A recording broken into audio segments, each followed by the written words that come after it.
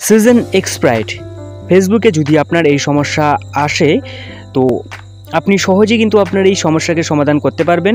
তো season expired যদি আপনার নোটিশ চলে আসে তো আপনি বুঝে গেছেন যে আপনার ফেসবুক অটোমেটিকভাবে লগ আউট হয়ে যাবে এবং আপনাকে পুনরায় লগ ইন করতে হবে। তো এই সমস্যাকে সমাধান করার জন্য ফেসবুক আপনাকে টাচ করে নিতে হবে আপনার প্রোফাইলে। এরপর আপনি সেটিংসে টাচ করে নেবেন। করে নেওয়ার পর আপনি যে কলাম রয়েছে এখানে আপনি টাচ করলেই পরবর্তী যে পেজ রয়েছে এটা চলে আসবে এখানে। তো আপনাকে পাসওয়ার্ড অ্যান্ড সিকিউরিটির মধ্যে টাচ করে নিতে হবে। এরপর স্ক্রল করে নিচের দিকে আসবেন, দেখতে পাবেন where you are logged in.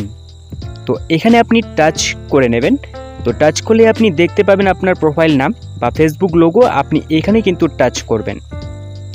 ঠিক আছে, এখানে টাচ করলেই দেখতে পাবেন আপনি কোন কোন জায়গা থেকে মানে আপনার ফেসবুক অ্যাকাউন্টটিকে কোন কোন জায়গা থেকে লগ ইন করা হয়েছে এবং কোন কোন ডিভাইস দিয়ে। ঠিক আছে, তো সব কিছুই আপনি দেখতে পাবেন। তো আপনাকে কি করতে হবে, এখানে টাচ করে সিলেক্ট অলের মধ্যে টাচ করলেই আপনার যে ফেসবুক এখানে আপনার শো করবে মানে ডিভাইসগুলোকে লগ আউট করার জন্য।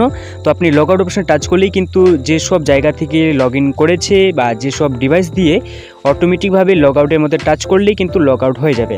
তো এরপর সমস্যা যদি সমাধান না হয় তো আপনাকে সেটিংসে আসতে হবে।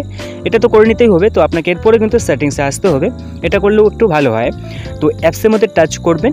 টাচ করার পর আপনাকে ফেসবুক অ্যাপ্লিকেশনটি খুঁজে নিতে হবে। ফেসবুক অ্যাপ্লিকেশনটি খুঁজে নেওয়ার পর আপনাকে এইখানে টাচ করে নিতে হবে। টাচ করা হয়ে গেলে আপনাকে স্ক্রল করে নিচের দিকে আসতে হবে এবং স্টোরস অপশন দেখতে পাবেন একটি। তো স্টোরসের মধ্যে আপনি টাচ করবেন। স্টোরসের মধ্যে টাচ করার পর প্রথম অপশনে দেখতে পাবেন ক্লিয়ার ডাটা, আপনি ক্লিয়ার ডাটা করবেন না।